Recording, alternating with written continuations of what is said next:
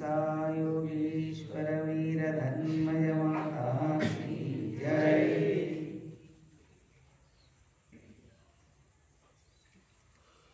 పూజ్యులకు సద్భక్తులకు నమస్కారం. ఈరోజు మనం యథాప్రకారం పుణ్యం యొక్క కార్యక్రమాన్ని జరుపుతున్నాము.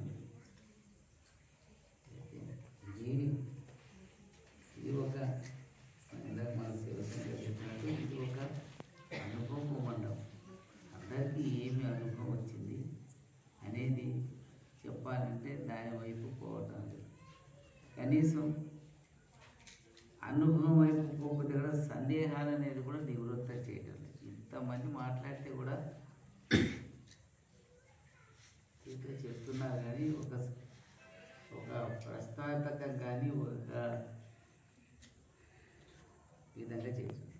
ఒక మాణిక్యపు మాత్రం సన్మార్గం నుంచి దుర్మార్గానికి వెళ్ళి సన్మార్గానికి రావడానికి గురు సన్నిధానానికి వచ్చామని ఒక గొప్ప మాట అన్నారు. ఆ విధంగా ప్రతి ఒక్కరు కూడా ఒక సందేహం అయితే ఒక తెలుసుకోవాల్సిన సందర్భం అంటే సభ ఏమవుతుంది, ఇంకా ద్విగుణీకృతం అవుతుంది. అంటే సభ యొక్క పూర్ణత్వం అప్పుడు అవుతుందన్నమాట. ఒక్కరిలో మహిమలు, అందరిలో కూడా భగవంతుడు వాళ్ళకి భావన, భక్తి భావన కలిగేటట్టు గురుదేవులు అనుగ్రహిస్తారు. అది వాస్తవమే. కానీ ఇక్కడ సందేహ నివృత్తి అంటే సందేహాలన్నీ ఎవరికి లేవేమో, అందరికి లేవేమో అనుకుంటాం. సరేనా? ఇంకా కాలజ్ఞానం అంటే జరుగుతుంది, దాన్ని ఎవరు ఆపలేదు. సూర్యకాంతిని చేయబెట్టి మనం ఆపుతామా? చేయబెట్టి ఆపుతారా సూర్యకాంతిని? సూర్యకాంతిని ఎట్లా ఆపలేరు. కాలజ్ఞాన మహత్తును కూడా ఎవరు కూడా ఆపలేరు. అది జరిగిపోతూ ఉంటుంది. అది ఎవరు విన్నా, ఎవరు వినకపోయినా, ఎవరు పట్టించుకున్నా, ఎవరు పట్టించుకోకపోయినా కాలజ్ఞానం అనేది భగవంతుని యొక్క కార్యం, అది దినచర్య. ఈ కాలానుగుణ్యంగా ఏమేమి జరగాలో అది జరిగిపోతుంది. దాన్ని ఎవ్వరు కూడా ఎవరు ఆపలేరు. అది భగవంతుడు మాత్రం ఒక్కటే టైం ఇస్తాడు. ఆయన కాలజ్ఞానానికి జరిగేది ఇంకా జరగలేదని అనుకోవద్దు. భగవంతుడు ఇంకా కొంత దయ అనేది ఉంటుంది కదా భగవంతుడికి. ఇంకా కొంతమందిని మనం కాపాడాలి, ఇంకా కొంతమందిలో మార్పు తేవాలని భగవంతుడు దాన్ని ముందుకు నెడుతూ ఉంటాను ఆయన అని అంటూ ఉంటారు. ఇంకా ఒక టైం భగవంతుడికి ఇంకా ఎవ్వరు కూడా వినేటట్లేరు అన్నప్పుడు అప్పుడు చాలంటే 1 నిమిషంలో ఈ జగత్తంతా కూడా అయోమయమైపోతుంది.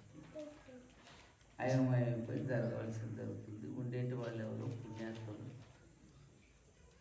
జరిగింది అట్లా జరగబోతుంది. కానీ అది నీవు అది ఇది అని మనం అంతా అనుకోవటం అంతా అదంతా కూడా అనుకోరాదు. ఆ గురుమూర్తి యొక్క సంకల్పం తీసుకో. ఒక్కటి మాత్రం ఈ లోకానికి, ప్రపంచానికి, అందరికీ తెలియజేస్తున్నాం. పండితులు అనుకోండి, మహాన్యులు అనుకోండి, యోగులు అనుకోండి, భక్తులు అనుకోండి, అందరికీ. కానీ కాలజ్ఞానం అనేది అమ్మగారి యొక్క చుట్టే ఉన్నదని తెలుసుకోవాలి. అమ్మగారి యొక్క చుట్టే ఉన్నది. అమ్మగారి యొక్క ఆదేశం ప్రకారం అది జరుగుతుంది. మన ఆశ్రమానికే సంబంధించి ఉన్నదనేది నగ్న సత్యము అని తెలుసుకోవాలి. చెప్పుకుంటారు అవంతా కూడా అదంతా నిమిత్తమే అంతా. కానీ అమ్మగారు ఏవైతే గీటు గీస్తున్నారో ఆ గీటు ఒక్కటే, ఆ గీటు ప్రకారమే అది లక్ష్మణరేఖ లెక్క అది జరిగిపోతూ ఉంటుంది. అదంతా ఎందుకంటే భగవంతుడు అందులో చాలా తెలియజేసి తెలుసు. ఇప్పుడు ఏమి చిత్రం అంటే, చిత్రం ఏముందంటే కృతయుగంలో దేవతా లోకం వేరే ఉండే, రాక్షస లోకం వేరే ఉంది. వాళ్ళ లోకం వేరే, వీళ్ళ లోకం వేరే ఉండింది. ఎప్పుడు కూడా దేవతా లోకం మీద వాళ్ళు దండయాత్ర చేస్తుండేటి వాళ్ళు, ఎవరు రాక్షసులు చేసి ఇబ్బందులు కలిగిస్తుంటే అప్పుడు భగవంతుడు వాళ్ళని సంహారిస్తుంది. తేత్రాయుగం వచ్చే లోపల ఏ విధంగా ఉన్నదంటే పక్క పక్కనే రాజ్యాలైనవి అన్నమాట. తేత్రాయుగం వచ్చే లోపల పక్క పక్కనే రాజ్యాలై దేవతలకి రాక్షసులకి వాళ్ళకు కూడా అటువంటి యొక్క విరోధ భావన వచ్చేది. ఏదో రకంగా ఆ పాపాత్రులంతా తేత్రాయుగంలో కూడా అదే విధంగా జరిగిపోయింది. రావణుడి రాజ్యం వేరే ఉంటే రాముడి రాజ్యం వేరే ఉంది కదా. ఇప్పుడు ద్వాపర యుగం వచ్చింది. ద్వాపర యుగంలో ఏముందంటే అందరూ కూడా పక్క పక్కకే నివాసం చేసుకుంటూ ఒకరికొకరు జగడాలాడుకుంటూ ఉండేది ద్వాపర యుగం. దేవతలు రాక్షసులు దగ్గర అదే కౌరవ పాండవులు.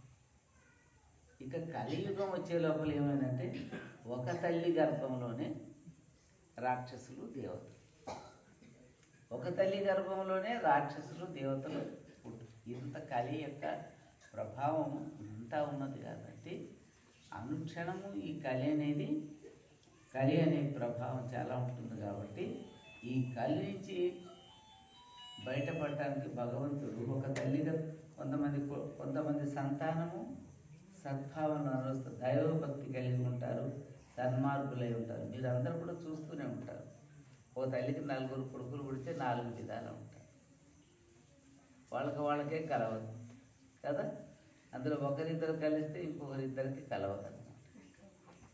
అంత తీవ్రత్వము ఈ యొక్క మాయా ప్రభావం కలిగి ఉంటుంది. అందుకని అందరూ కలిసే ఉన్నారు. అందరు కూడా ఎవరు దేవతలు రాక్షసులు కలిసే ఉన్నారు, కలిసే తిరుగుతారు, జగడాలాడుకుంటారు, ఒకటవుతారు, మళ్ళీ జగడాలాడుకుంటారు. ఈ విధంగా ఒకరికొకరికి ధర్మం గురించి, సత్యం గురించి, మార్గం గురించి జగడాలాడుకుంటానే ఉంటారు. ఈ యొక్క కలియుగం అంత దీనిని ధ్వంసం చేయటానికే ఇంత పెద్ద ఇది ఉన్నది. కాబట్టి అందుకని అవనిన పగవాళ్ళు ఉన్నారు, వాళ్ళు ఉన్నారు, గుర్తించటానికి రాదు అని వాళ్ళు బలాఢ్యులై ఉన్నారట. ఎవరు? దేవునికి పగవైన వాళ్ళు రాక్షసులు అనండి, లేకపోతే వేరు బలం ఎక్కువ ఇచ్చున్నాడు భగవంతుడు. వీళ్ళంతా అణిగి అల్పుల వల్లే ఉన్నారు. ఎవరో దేవతలంతా అణిగి అల్పుల వల్లే ఉంటారు. వాళ్ళు ఎక్కువ వాద ప్రతివాదాలకి, దుర్మార్గాలకి పోరాటం ఉంటారు. వాళ్ళంటే కూడా మంచిదప్ప మంచిది అని ఆ విధంగా ఉన్నది ఈ యొక్క కలియుగం. అందుకని ఇంకా సత్యయుగం రాబోతుంది. కాబట్టి ఆ భగవంతుడు ఏం చేస్తాడు, ఇది గోప్యంగా ఉంచి దీన్నంతా ఏం చేస్తాడంటే ఈ ప్రపంచాన్నంతా ఒక్కసారే ముంచేస్తాడు. చూస్తూ ఒకటేసారి ముంచేస్తాడు. అంతా ఎక్కడ ఏం చేయాలనో అది చేస్తాడు. ఎవరికి ఏం కల్పించాలనో అటువంటి భావన కల్పిస్తాడు. ఆ పాపాత్ములంతా ధ్వంసం చేసేదానికి మాత్రం భగవంతుడు గోప్యంగా తన యొక్క కార్యాన్ని నిర్మాణం చేసుకుంటూ ఉన్నాడు. అది మనం ఇంకా జరగలేదు మనం తొందరపడుతున్నాం. కానీ అయిందంటే అయిపోయింది. ఎన్నో భారత యుద్ధం జరిగేదానికే 18 రోజులు పట్టింది. ఏనైనా ఇంకా రావణ యుద్ధం ఎన్ని రోజులు జరిగిందో తెలియదు నాకు. 12 రోజులు జరిగిందా, ఎంత జరిగిందో తెలియదు, పండితులకు తెలుస్తుంది. అయితే భారత యుద్ధం 18 రోజులు జరిగింది నాయన అంటారు. కానీ ఇప్పుడు జరగబోయేది ఒకటే నిమిషంలోనే జరిపిస్తాడు భగవంతుడు. కళ్ళు మూసి కళ్ళు తెరిసే లోపల జరిగిపోతుంది. అది జరుగుతుంది కాలజ్ఞానం గురించి. అంటే దానికి మనం ఏం చేయాలా అనేది మనం ఇప్పుడు చర్చ చేసుకోవాలి. మనం ఏం చేయాలి?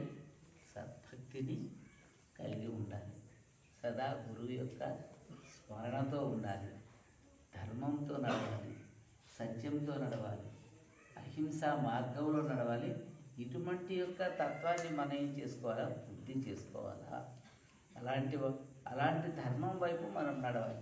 అందుకని భగవంతుడిని సదా మనం ఏ పని చేస్తున్నా ఉదయం నుంచి సాయంత్రం దాకా, సాయంత్రం వరకు మనం ఏం చేయాలి, పడుకునే వరకు భగవంతుని స్మరణ వీలైనంత వరకు జపించాలి. సమయం దొరికినప్పుడు మనం ఏం చేయాలి, ఇది సమస్తమైన జగత్తుకు అమ్మగారు ఇస్తున్న ఆదేశం, అదే కాదు. ఏనా జపము ధ్యానం చేసుకోవాలి. తాను ఉన్న జాగాలోనే జపము ధ్యానం చేసుకుంటే ఈ రాగల ఈ పాపకాలాన్ని మనం సునాయాసనంగా దాటగలము. భగవంతుడు మనల్ని కేవలం నామస్మరణ ద్వారానే మనం రక్షిస్తానన్న, మనం కూర్చొని తపస్యాకర్లేదు అప్పుడు చేసినట్టు త్రేతాయుగంలో చేసినట్టు ఘోర తపస్యాకర్లేదు. కేవలం నామస్మరణ. ఏ పని చేసుకుంటున్నా భగవంతుడిని స్మరించుకుంటూ మనం నడవాలని భగవంతుని యొక్క ఆదేశం. కాబట్టి మనం దాన్ని పాలన చేసేదానికే గురు సన్నిధి. మన ఇంట్లో కూర్చుంటే కదా, అందుకని గురువు యొక్క సన్నిధానం. ఈ క్షేత్రంలో అమ్మగారు ఇదే స్థానంలో కూర్చొని అక్కడ శివుని యొక్క అభిషేకాన్ని చేసి ఇక్కడ వచ్చి కూర్చొని ఏమీ ఆనందం కలగటం లేదు చెప్పడం జరిగింది అనేకసార్లు. ఈ స్నానంకి వస్తే గుర్తొస్తుంది. అక్కడ అభిషేకం చేశారమ్మ. కింద గుండం కింద నీళ్ళు పైన కూడా లేవు. ఇప్పుడు మనం మాత్రం నీళ్ళు మస్తు వాడేస్తూ ఉంటాం. కానీ అప్పుడు ఒక బిందె నీళ్ళు తీసుకొచ్చి అమ్మ సగం బిందె నీళ్ళు చేసి నీళ్ళతో అభిషేకం చేసి మళ్ళీ సగం నీళ్ళతో ఆయన స్నానం చేస్తుంటాడు. సగం నీళ్ళు ఉంచుకొని అట్టా ఆ విధంగా జరిగింది ఆ రోజు. ఇప్పుడు మనం నల్లాలు పుల్లా పెట్టేస్తాం, కానీ ఎక్కువ వాడేస్తాం. ఎక్కడి నుంచి వస్తుందని కూడా విచారణ చేయం. ఆ విధంగా అమ్మోళ్ళు అది కూర్చొని శివుడికి అభిషేకం చేసి, అభిషేకం చేసిన అంత చేసిన పత్రిక కప్పిన పూలు పెట్టిన మనోడు పెట్టారు కదా మనకు. ఆయన అనుకుంటే అమ్మకి ఏం ఆనందం కలిగలేదట. ఏడ కూర్చుంటుండట తదేకంగా అమ్మోళ్ళు ఆ లింగాన్ని చూస్తూ కూర్చున్నాడు. అట 3 రోజులు కూర్చున్న తర్వాత అమ్మగారికి ఆ యొక్క భగవంతు తనలో ఉన్న యొక్క ఆత్మగురువు, తనలో ఉన్న ప్రతి ఒక్కరికి ఆత్మగురువే కదా. మన ఆత్మనే మనకు తెలుపుతుంది ఇది మంచి చెడ్డని. ఇది చేయవచ్చు, ఇది చేయకుండా చెప్తుంది. అరే వద్దన్నదిరా, లోపల నా మనసు ఇష్టపడటం లేదు, నేను చేయను అంటారు కొంతమంది. ఏది అంటే అనిందిరా నేను చేయాలని కొంతమంది అనుకుంటారు. ఇట్ట ఉంటుంది. ఆ మనస్సుని కంట్రోల్ ఎవరు పెట్టుకుంటారు? నేను చేయనురా, నా మనసు వద్దంటుంది, నా అంతరాత్మ వద్దంటుందని దాన్ని వదిలేస్తారు. నేనైనా కొంతమంది ఏమో అది చెప్తే చెప్తుంటుంది, అదే లోపల చెప్తే చేద్దామని అనేక దుఃఖాలకి వెళ్ళిపోతూ ఉంటాం. అంతేనా కదా? దుఃఖాలు సుఖాలు వచ్చేది మనమే కదా. సుఖం తెచ్చుకునేది మనమే, కష్టం తెచ్చుకునేది మనమే. ఎవరో దేవుడు మనకి కష్టం కలిగించడం అనుకుంటారు. అబ్బా నేను వస్తా ఉన్న అమ్మ దగ్గరికి ఎప్పుడు కష్టాలే వస్తాయి, ఎప్పుడు ఇప్పుడు ఎన్నిసార్లు మొక్కిపోయినా ఇంకా నాకు తీరలేదు కష్టాలని మనం అనుకుంటాం. కానీ కష్టాలు ఎప్పుడు తీరుతాయంటారు అమ్మోడు. ఆ మనస్సు అనేది ఒక్కసారన్నా కూడా భగవంతుని మీద లయం కావాలంట. ఏనాయనా నీవు కోరుకున్నావు కదా, నీవు కోరుకున్న కోరికలు అంటావు భగవంతుడు. అమ్మ అమ్మ అంటారు, అమ్మ అమ్మ అనేదానిక అంటారు కదా. ఆ అనేది ఆ భగవంతునికి ఆ మనో అర్పణ భావంతో అన్నప్పుడే భగవంతుని చేరుతుంది. మిగతా టైంలో మనం ఎన్నిసార్లు అనుకున్నా చేరదు. మనసుని అర్పణ భావంతో మనం అనుకున్నప్పుడు ఆ కోరిక నెరవేరుతుంది. ఇంకా కాలేదు, నా కొడుకు పెళ్ళి మొక్కినా, నా బిడ్డకు పెళ్ళి మొక్కినా అని అంటూ ఉంటాం. కానీ ఇంకా కాలం అంతా మనం ఓపిక పట్టాలి. ఓపిక పట్టి మనం అనుకుంటా పోతే అప్పుడు భగవంతుడికి తెలిసి అప్పుడు ఆ కోరిక సఫలమవు కాక అని అంటారు భగవంతుడు. ఇప్పుడు ఇట్లా ఉంటుంది, ఇట్లా ఉంటుంది. అదంటే మన చేతిలో ఉంటుంది. కాబట్టి మనం ఏం చేయాలా? సదా భగవంతుడికి నివేదన చేసుకుంటా పోవాలని చెప్తాను. అమ్మగారు అంటే చెప్పారు, మనం అంటే బాధ్యత. అమ్మ ఏ విధంగా ఉన్నారు? అజ్ఞానులు ఏమంటారు? అమ్మోడు అందులో అనుష్ఠానం కూర్చున్నారు, అందులో లింగ ఐక్యమన్నారు కొంతమంది. అమ్మ ఎట్టున్నారు? ఆ సూర్య భగవాను యొక్క కిరణాలు ఎట్టున్నాయో అమ్మ అట్టున్నారు. అమ్మ లేని జాగానే లేదు. కానీ అట్ట ఉన్నారమ్మ, అణువణువున ఉన్నారమ్మ. అణువణువున్న అమ్మని మనం సేవించుకోవాలి, మనం దర్శించుకోవాలి. మన మనసు కంటే మనం ఏం చేయాలి? మన మనసుని ఏకాగ్రం చేస్తే ఒకటే క్షణంలోనే భగవంతుడు మనకు దర్శనం ఇస్తారు. కానీ మనం అది చేయటం లేదు. చేసేటోళ్ళు కొంతమంది చేస్తుండొచ్చేమో తెలియదు. కానీ అమ్మ అక్కడ లింగంలో కూర్చున్నారు, కొంతమంది ఐక్యమైనారు, కొంతమంది ఇంకా వేరే అజ్ఞానం మాటలు అంటారు. అది తప్పు. మహాయోగులు కదమ్మ. అందుకే కదా బ్రహ్మంగా ఇందాక నరేష్ చెప్పలేదా? ఆయన విరాట్ స్వరూపుడు అంటే అంతా నిండి ఉన్నాడు. మన ఆయన పాడతారు, ఈశ్వాక్షం ఈశ్వసంభము విశ్వం నారాయణం దీవం అంటారా? అంటే ఆ భగవంతుడు, ఆ మహావిష్ణువు అనండి, ఆయన ఈశ్వరుడు అనండి, ఆయన రాముడు అనండి, అంతా భగవంతుని యొక్క పేరు. ఆ యొక్క భగవంతుని శక్తి అంతటా నిండి ఉన్నది. అంతటా నిండి ఉన్న భగవంతుడిని మనం ఒక్కొక్క దగ్గర ఒక్కొక్క పేరు పెట్టుకొని మనం గుళ్ళు గోపురాలు కట్టుకున్నాం. ఒక దగ్గర వెంకటరమణ అంటున్నాం, ఒక దగ్గర శివుడు అంటున్నాం, ఒక దగ్గర అంబా భవాని అంటున్నాం, ఒక దగ్గర కాశీ ఈశ్వరు అంటున్నాం, ఒక దగ్గర ఇంకో దేవుడు పేరు అంటాం. అంతేనా కాదు? అంటే ఆ యొక్క భగవత్ స్వరూపము అంతా నిండి ఉన్నది. ఆయన కేవలం అమ్మ ఏమన్నారు? ఆయన భగవంతుడు గుళ్ళోనే ఉండండి ఆయన, దేవుడు అంతా నిండి ఉంటాడు. అప్పుడు గుళ్ళోనే ఉంటే దేవుడు ఎట్టవుతాడు? ఆయన అంతటా నిండి ఉంటాడని ప్రహ్లాదుడు కూడా నిరూపణ చేయలేదా? చూపిరా ఈ స్తంభాలు అంటే చూపించాడా లేదా? ఏనైనా అంటే భగవంతుడు అనేటివాడు అంతటా నిండి ఉంటాడు. కానీ మనము చేయవలసింది మన మనస్సుని అర్పణ చేయాలి. కనీసం రోజులో ఇంత ఉంటే ఒక్క టైంలన్నా కూడా, ఒక్క నిమిషం అన్నా కూడా, ఒక 5 నిమిషాలన్నా కానీ, లేదా ఒక 10 నిమిషాలన్నా కానీ మనం అనుకుంటూ పోతుంటే అందులో ఒక్కసారైనా మనం భగవంతుని యందు మనం లయం చేస్తే అప్పుడు దేదీప్యమానంగా భగవంతుడు కనిపిస్తాడు. ఏనా? అది తెలుసుకోవాలి. ఆ సత్యం తెలుసుకోవాలి. మొదలు మనం అమ్మ విధంగా మీరు కూడా ఇక్కడే కూర్చొని ఆ విధమైన జ్ఞానాన్ని పొంది మనందరికి కూడా అటువంటి జ్ఞాన బోధ చేశారు. కాబట్టి ఇది పుణ్యకాలం. కాబట్టి అమ్మగారు మన మధ్యనే ఉండి, అడవిలో ఎక్కడో పోయి అమ్మ అడవిలో తపస్సు చేస్తుంటే మనకెక్కడ దొరుకుతుండేటోళ్ళు? అమ్మోళ్ళు దొరుకుతుండేటోళ్ళ? ఏనాయనా? అమ్మోళ్ళు మన అడవిలో ఉంటే పోతుంటే మనకు తెలుస్తుండేనా? ఇప్పుడు హిమాలయాల్లో ఎంతోమంది తపస్సు చేస్తున్నారు. మహానులు లేరని కాదు, ఏనాయనా? అందరూ కూడా తపస్సు చేస్తున్నారు. కానీ మనకు అమ్మగారు దర్శనమిస్తూ, మనతోటి మాట్లాడుతూ, మనలో భక్తి జ్ఞానాన్ని వృద్ధి చేసానికి అమ్మగారు మనకి ఎంతో అనుగ్రహాన్ని ఇచ్చారు. కాబట్టి మనం అమ్మని ప్రత్యక్షంగా మనము దేవుడని నమ్ముకున్నాం. కావున మనం చేయాల్సింది ఏమంటే జపం చేసుకుంటూ రోజు భగవంతుని మనసు పెట్టేదానికి ఆలోచన చేయాలా. చెప్తూ ఉన్నాం. నేను ఇంత సభ అవుతున్నప్పుడు నేను ఇట్లా సాధన చేసినా నాకు భగవంతుడు కనిపించలేదనో కనిపిస్తున్నా, కానీ ఎవరు చెప్తారు, గొప్ప గొప్ప మాటలు చెప్తారు. కానీ గొప్ప మాటలు చెప్పేది వేరు, అనుభవంతో చెప్పేది వేరు. దాని ఆ అనుభూతి పొందినప్పుడు ఆ పరమానందం, ఆ బ్రహ్మానందం ఎంత ఉంటుందంటే ఆ భగవంతుని యందు మనం మనసు లయం చేసినప్పుడు కలిగే ఆనందం చాలా ఉంటుంది అన్నమాట. ఏనైనా ఆ మనస్సు మనం లయం చేసేదానికి చాలా కష్టం. కాబట్టి కనీసం రోజులో 1 నిమిషము, 2 సార్లు ఎంతోసార్లు మనము భగవంతుని యందు మనసు లయం చేసి చూడండి, తదేకంగా చూడండి. భగవంతుడు మహామందిరం మీద సింపుల్గా ఒకటి చెప్తుంది. మహామందిరం మీద అమ్మ ఉన్నారని మనసు పెట్టుకోండి. మీరు మీ పల్లె, మీ స్థానాల్లో, మీ స్వస్థానాల్లో తిరుగుతూ అమ్మగారు అక్కడ ఉన్నారని మీరు అటువంటి ప్రయత్నం చేస్తే మీకు అది నిజమప్ప శివనాయన చెప్తుండే. అమ్మగారు చెప్పింది నిజమైంది.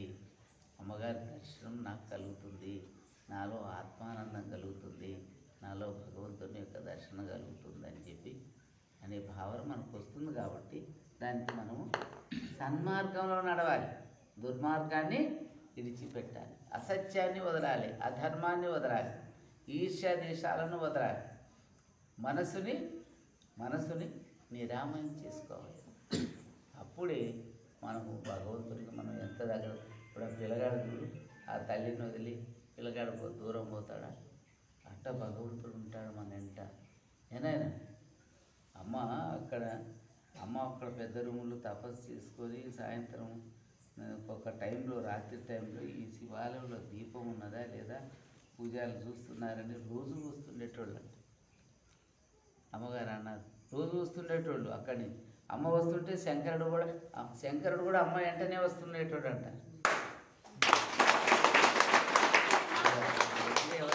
అమ్మనే శంకరుడు వెంటనే వస్తుండే అంట. అమ్మ దీపం చూసుకొని, అమ్మ దగ్గర ఒక తాళం ఉంటుండే, పూజల దగ్గర ఒక తాళం ఉంటుండే.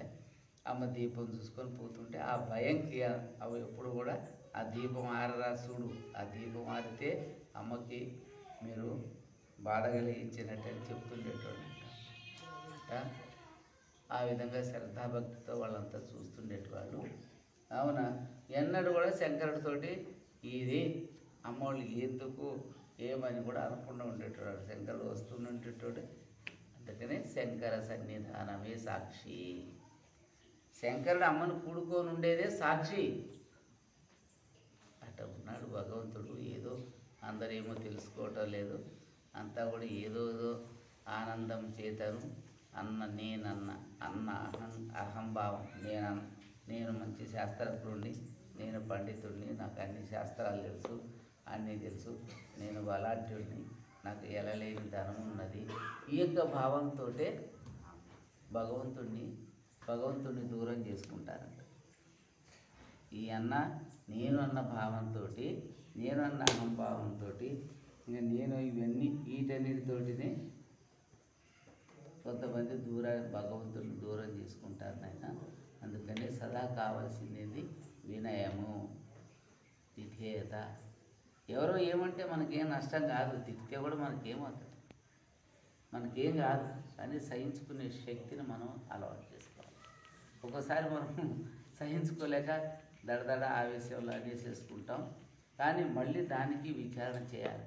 నేను ఎందుకు అనవసరంగా ఎందుకు ఈ విధంగా నేను చేస్తున్నాను, ఈ విధంగా చేయరాదు, ఈ విధంగా నేను శాంతంలో ఉండాలని ప్రతి క్షణం మన మనస్సుకి మనము ఏం చేయాలా, మనసుకు శోధించాలి అంటారమ్మ. శోధించి చూడండి గురునామం, మీరు శోధించి చూడండి గురునామం అని చెప్తారు. అందరాని ఫలం అండి గురునామం, మీరు అందుకుంటే మోక్షం అండి గురునామం. గురునామం ఎటువంటిది? అందరాని ఫలం, అందుకుంటే మోక్షం అంటే గురునామం అంటారు. అందుకని సాధించి చూడండి గురునామం, ఇది వేదముల సారం అంటే గురునామం. ఏనైనా సాధించాలి. అది ఒక్కరోజుతో దొరికేది కాదు. మన మనసు అందులో అయ్యేంత వరకు ప్రయత్నం చేయాలి. అప్పుడే ఆ భగవంతుని యొక్క దర్శనం మనకు కలుగుతుంది, ఆ యొక్క ఆనందం కలుగుతుంది. అయితే మధ్యలో మనం సాధిస్తూ పోతుంటే మాయ అనేది అటాక్ చేస్తుంటుంది. అది చాలా గొప్ప ఉంటుంది మాయ. ఆ మాయకి మనం గుర్తిరిగి నడుచుకోవాలి. ఇది ఏదో చేస్తుందని నన్ను అని మనకి అటువైపు దానికి అవకాశం కానీ కూడా చేయాలి. అది పడేయాలని చేస్తుంది, అది అన్నీ చేస్తుంది. చాలా కష్టం ఉన్నది. అదంతా సాధన చేసేటోళ్ళకే తెలుస్తుంది ఎంత కష్టమో. సాధన చేస్తే ఎంత కష్టమో ధన్యత పొందాలంటే ఆ సాధకులకే అది అర్థమవుతుంది. ప్రయత్నం చేయాలి. కేవలం ఒట్టి మాటలకు దొరికేది కాదు. భగవంతుని యొక్క దర్శనము, భగవంతుని యొక్క అనుగ్రహం. కావున సదా మనం ఏం చేస్తూ ఉంటే కడమెట్టు ఇప్పుడు అంటారు కదా, అయ్యప్ప స్వామి 18 మెట్లు కట్టేది, 18 మెట్లు పోతే మోక్షం పోతారని అంటారు కదా. అంటే అటు ఉన్నది అంటారు, కానీ ఆ మెట్లు 18 ఎక్కంగానే మోక్షం పోతారా? అటు పోయిపోతే అందరు మోక్షానికి పోతుంటారు అయ్యప్ప స్వామి. కానీ అది కాదు. ఆ యొక్క మనస్సు అనేది ఈ యొక్క అరిషడ్ వర్గాలకి దూరమై ఉండాలి.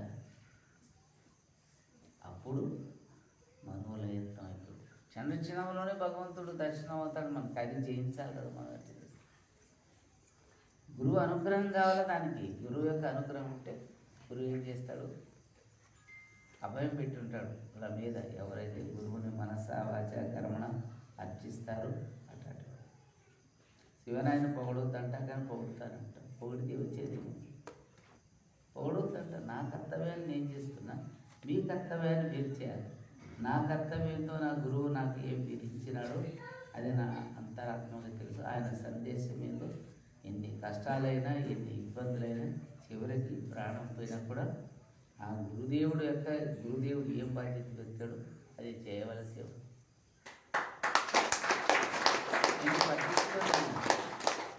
అవన్నీ చెప్పాలని చాలా ఉన్నది, భగవంతుడు తెలిపింది. అవన్నీ చెప్పాలంటే వాళ్ళే తెలుసుకోవాలి. ఎందుకు మనం ఆయన గురు సేవలో ఉన్న ఆయన మనం ఇబ్బంది పెట్టాలి, ఆయనకి మనం సంతోష పెట్టాలా, సహకారం ఇవ్వాలా. మనం కూడా ఆ పుణ్య మార్గానికి నడవాలని అనుకుంటే ధన్యులు అవుతారు. కానీ నేను చెప్తే అవుతారో వాడు మనసు కట్టుకుంటే దయాభావం రావాలన్నమాట. దయాభావం రావాలి, ఒట్టి మాటలు కాదు అదంతా కూడా. కానీ నా కర్తవ్యం నేను చేసుకోపోవాలి. ఎందుకంటే ఈ కర్తవ్యం నుంచి నేను తప్పుకునే వీలు లేదు. అది ఆయన భగవంతుడు విధించినాడు. కాబట్టి గురువు దానికన్నా మనం కావాల్సిన చివరి వరకు మనము ఎలాంటి బాధ అయినా కూడా అనుభవించి ఆ గురువు కార్యాన్ని ఆయన ఎంతవరకు ఆయన నిర్ణయించినంతవరకు మనం సాధించాలి. మందితోటి లెక్కలేదు. ఎవరు ప్రేమించినా ఏమక్కలేదు, ఎవరు ద్వేషించినా ఏమక్కలేదు. ఎవరు ప్రేమించిన అక్కర్లేదు, ప్రేమించేవాడు ఒకటే, ద్వేషించేవాడు ఒకటే. అది అతని కర్మ. వాళ్ళు ఇటు అన్నారు కదంటే అంటే అనుకో, మనకేం చేశారు? అమ్మ అన్నారు, మానాల్ని నేను వదిలే గుర్తెక్కాను ఆయన అన్నారు. అమ్మకి ఎన్ని ఇబ్బందులు పెట్టారు అవన్నీ చెప్పడానికి మైక్లో కుదరదు అని చివరికి అమ్మోళ్ళు ఎంతో బాధ పెడితే ఈ క్షేత్రాన్ని వదిలేసి తీసేయాలనుకుంటున్నారు. అప్పుడు కూడా ఒక వ్యక్తి అన్నందుకు పోయాడు అమ్మోళ్ళు శ్రీశైలం. అది అన్నారు ఆ వ్యక్తి ఒక కారణం. కానీ భగవంతుడు అమ్మగారట పోబట్టే ఈరోజు శ్రీశైలంలో అమ్మగారి ఆశ్రమం. అమ్మ పోకుంటే అది అయ్యేదే. ఈరోజు ఆశ్రమంలో ఎక్కడ చేస్తుంటారు. కానీ అమ్మ వెళ్ళి ఆ స్థానంలో తపస్సు చేసి అంతా చేసినందుకే శ్రీశైలం అంతా కూడా ప్రత్యక్షం చూసి అమ్మకి శరణ అంటారు శ్రీశైలం అంటారు. అమ్మగారంటే అందరూ పూజారుల దగ్గర నుంచి అందరూ కూడా ఆఫీసర్ల దగ్గర నుంచి అందరూ కూడా అమ్మగారంటే ఎంతో భయము భక్తితో నడుస్తారు.